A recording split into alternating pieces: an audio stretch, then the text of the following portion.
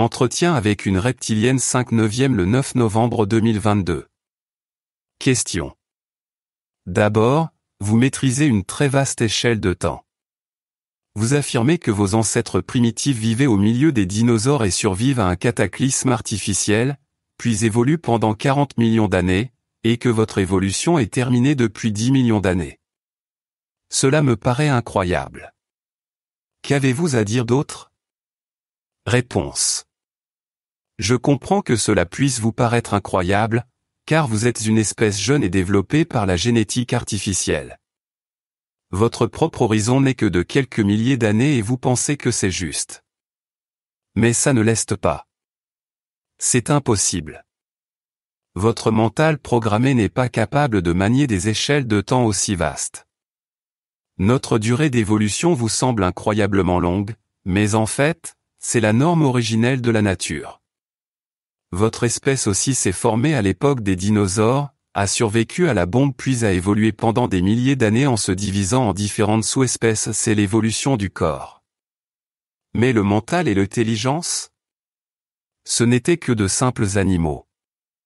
Les mammifères évoluent depuis 150 millions d'années mais ils ne sont devenus intelligents qu'au cours des 2 derniers ou 3 millions d'années. Et c'est dans cette dernière courte période que vous avez été créés. D'une manière naturelle? Ce n'est pas possible pour une telle évolution accélérée. Vous êtes plus ignorant que je l'aurais cru. Question. Je comprends. Mais j'ai une autre question. Vous mentionnez de nombreux faits concernant cette guerre, il y a 65 millions d'années.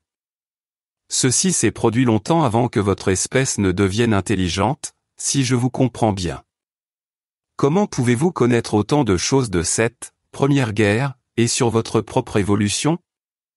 Réponse. Notre savoir concernant la première guerre provient d'un objet ancien qui fut trouvé par nos archéologues, il y a 16 000 ans, sur le continent que vous appelez aujourd'hui Amérique du Nord. Ils ont trouvé une sorte de plaque circulaire d'un diamètre approximatif de 47 de vos centimètres, faite d'un matériau magnétique inconnu. À l'intérieur, un cristal plus petit était enchâssé, contenant une somme énorme d'informations codées dans sa structure moléculaire. Cette plaque mémorielle avait été manufacturée par les survivants de la race humanoïde issue de Procyon qui avait survécu à la bombe, il y a 65 millions d'années, et était complètement intacte. Nos scientifiques furent capables de décoder les messages et c'est ainsi que nous entendîmes parler pour la première fois d'un passé éloigné relié à la disparition des dinosaures. La plaque contenait des descriptions détaillées des 2 espèces, mais beaucoup plus sur les humanoïdes, ainsi que des armes et des événements, y compris la bombe à fusion.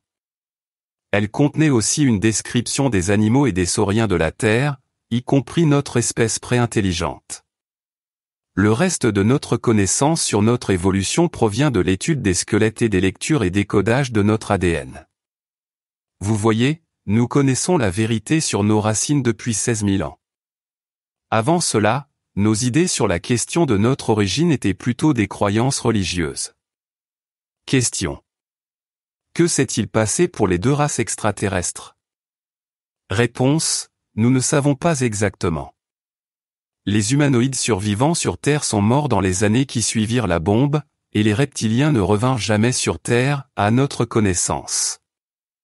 Il est possible que ces derniers n'aient pas pu physiquement revenir, parce que la matière entre les bulles a parfois de rapides mouvements.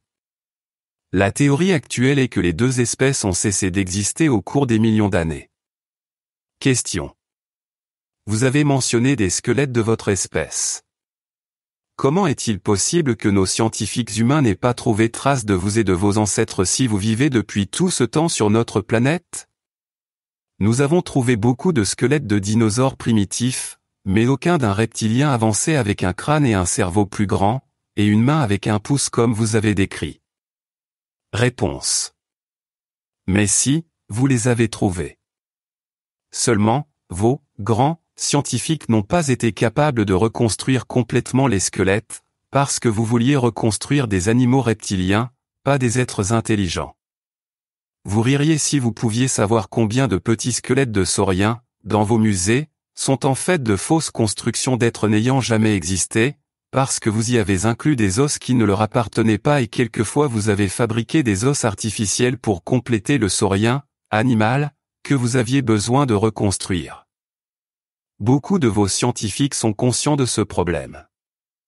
Mais ils n'en parlent pas en public parce qu'ils ne peuvent pas l'expliquer, alors ils affirment que les os étaient seulement manquants et que leur reconstruction est juste. Beaucoup d'os de notre espèce ont été utilisés pour reconstruire l'iguanodon, par exemple pour la main avec le pouce visible, allez voir un iguanodon dans un musée et vous verrez que j'ai raison. Un scientifique du pays que vous appelez les États-Unis a construit un squelette de notre espèce presque parfaitement il y a quelques années, mais le gouvernement local, qui connaît partiellement notre existence, a confisqué cette reconstruction. Comme nous vivons sous terre maintenant depuis des milliers d'années, vous ne pouvez plus trouver aucun de nos cadavres ou squelettes. Question. Vous parlez parfois de villes souterraines et de soleils artificiels. Est-ce que vous suggérez quelque chose comme l'hypothèse de la Terre creuse? Y a-t-il un second soleil à l'intérieur de la Terre? Réponse. Non, la Terre n'est pas vraiment complètement creuse et il n'y a pas de second soleil à l'intérieur. Cette histoire est ridicule et physiquement impossible, même votre espèce devrait être assez intelligente pour ne pas croire cela. Savez-vous quelle masse doit avoir le Soleil afin d'émettre assez d'énergie et de lumière par fusion pendant un temps très long? Pensez-vous vraiment qu'il puisse y avoir un petit Soleil actif à l'intérieur de la Terre? Quand je parle de notre patrie souterraine, je parle de systèmes de vastes cavernes. Les grottes que vous avez découvertes près de la surface sont minuscules en comparaison des vraies grottes et des énormes cavernes qui existent en profondeur, entre 2000 et 8000 mètres de profondeur, mais reliées à la surface ou à des grottes proches de la surface par de nombreux tunnels. Nous vivons dans de grandes villes et colonies à la technologie avancée, à l'intérieur de ces cavernes. Les sites principaux sont situés sous l'Arctique, l'Antarctique, l'Asie intérieure, l'Amérique du Nord et l'Australie. Quand je mentionne un soleil artificiel, il ne s'agit pas d'un vrai soleil mais de différentes sources de lumière d'origine technologique, y compris gravitationnelle, qui illuminent les cavernes et les tunnels. Il existe dans chaque ville des zones spéciales comportant de forts émetteurs de lumière UV, que nous utilisons pour réchauffer notre sang. De plus, nous possédons quelques endroits ensoleillés à la surface, dans des zones très à l'écart, en Amérique et en Australie. Question. Où pouvons-nous trouver des entrées vers votre monde proche de la surface? Réponse. Pouvez-vous vraiment croire que je vous donnerai leur situation exacte?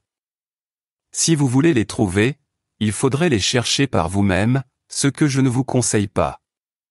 Quand je suis venu à la surface il y a 4 jours, j'ai utilisé une entrée qui se trouve approximativement à 300 de vos kilomètres plus au nord, près d'un grand lac, mais je doute que vous soyez capable de la trouver. Fin de l'épisode 5/9.